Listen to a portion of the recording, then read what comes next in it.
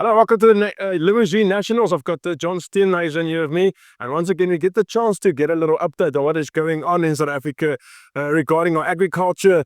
And then once again, we'll talk about what his feelings are about this lovely show you've got here, Bloem Show. And yeah, always great to have him around. John, how are you doing? Yeah, very well, thank you. Obviously, very interesting time for the sector with this new tariff war that's broken out internationally, but also very concerning around foot and mouth. We've had an outbreak in KwaZulu-Natal, and we really need to get on top of foot and mouth disease in South Africa to get those compartmentalization done. Because if you talk to every beef producer and red meat producer, it's the biggest impediment to them being able to grow their business and to get those export markets that are so fundamentally important. I think the arena price is up in the last 2 weeks, meat price up, the sheep price up. So things are looking good. And obviously, we've had a very wet time now. So the mini farmers and the grain guys are struggling a little bit. But look, these things are swings and roundabouts, and we sort of try and navigate them. And that's the great thing about the agriculture sector. It's no 2 days are ever the same.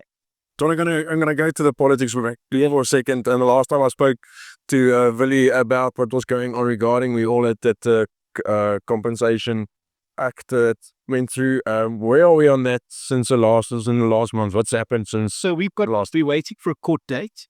I think that we'll get a court date in the next couple of months. And we believe we've got a very good case to have that declared unconstitutional and unlawful and have it sent back to Parliament. Property rights are the very bedrock of a thriving economy. And where you have the uncertainty that's now been created through a very badly drafted piece of legislation, it's causing this uncertainty within agri-space.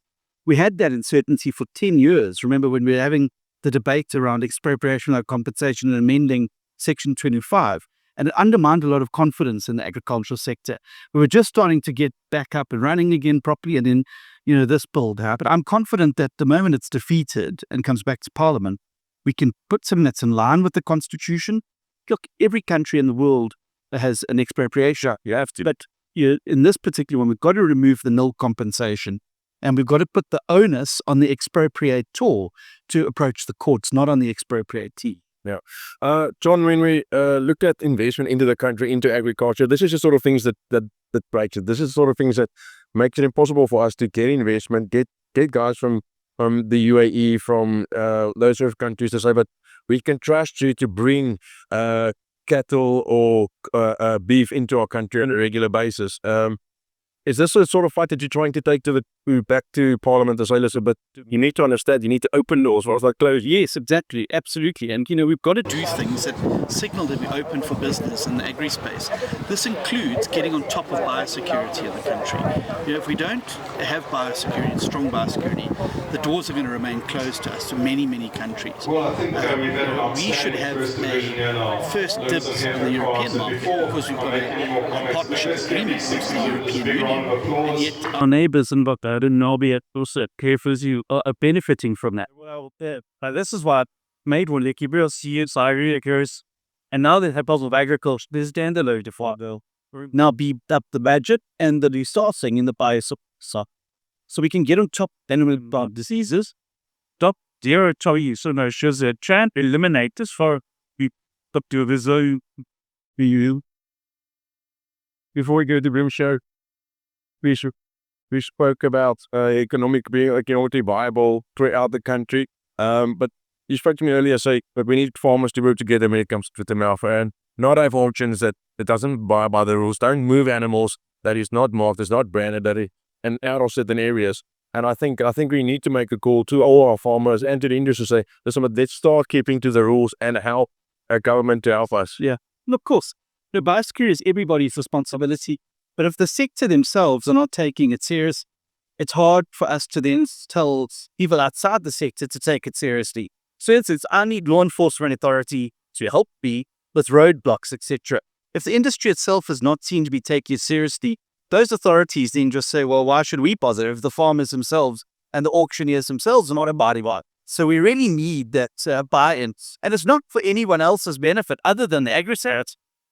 We are the biggest agri space, or the biggest losers because of the foot and meat. So we will be the biggest winners when we're able to get on top of it. John, first time at Bloem Show or not? This time at Bloem Show, yeah. And a few lampposts, really impressive and really see the quality of the show, quality of the animals. It is the largest, particularly small animal besides in the world, I was told. Well, that's so really great to see the industry. Also, so great to see the passion that people put into their animals, into the shows. So they're really proud of what they're doing here. And again, it just proves to me what I've said from the beginning, north of taking on this pullback. South Africa has the best farmers and the best farm markets in the world by far. And whether I've traveled, whether it be in the United States, in the Middle East, in Europe, in Africa, I'm always blown away by the huge esteem that the agricultural world has for our farmers and farm workers here in South Africa. John, thank you for making time for us. Appreciate it. And I'll talk to you soon. Good. Look, still good. As I John Steenhuisen, and make sure you keep logged in as we have the full day here at Bloem Show. And we will definitely catch up with John again and find out what they're up to. Until next time, cheers.